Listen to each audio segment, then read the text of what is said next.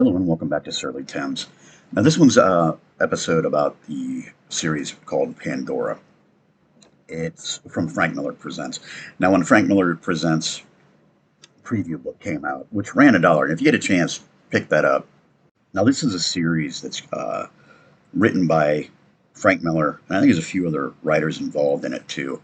It's also drawn by Emma Kubert, which I believe, if I remember correctly, I think that's Joe Kubert's granddaughter. Now, when I picked up this book, I didn't know what to expect. I knew it kind of looked a little bit like a book you would have picked up at in the old days. There were conventions that you went to, and they would have what's referred to as Artist Alley, which had basically people are just starting out their own projects, photographed or photocopied comics that they were just kind of like entry level work. Now, I would see this as that only because of the fact that it looked like kind of the beginnings of a person's career. I know she's done a few things in the past, but that's what I gathered from it. It involves it's a story of a like I think she's 15-year-old girl. She lives a pretty crappy life. Her mom runs a bed and breakfast that doesn't attract the most savory clientele. There's some real creeps in this story that live in this home, but her grandfather also lives there, and he's an elderly man. He's bedridden. It's an okay story. Like I said, it's about a 15-year-old girl. She's going through a lot of problems in her life. She's not the popular kid in school. She's used by the more popular characters. They cheat on her test through her, but they treat her like crap.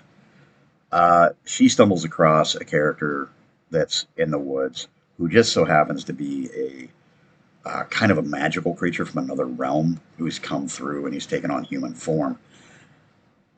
It's it's her finding a little bit of it's kind of a romantic story with that character. She falls for him and he's looking for an item, and it's supposed to help his realm out because there's some kind of catastrophe going on. He lives in a alternate realm that travels through a tree. There's a hole in a tree, and the girl's grandfather lost his wife there because she became enamored by this tree, and there were flowers that had some kind of magical properties, and it was basically a doorway into an alternate dimension. Now it reads kind of like a young fiction kind of a novel, and finding out at the very end of this because the pacing seemed to be off slightly, and then you find out at the end that this is basically the end of chapter one. And I was ready to quit the book at issue four, but I saw there were two other issues coming out, and I was like, screw it, I'll just go ahead and buy those two, and I'll finish the run so I can actually read it.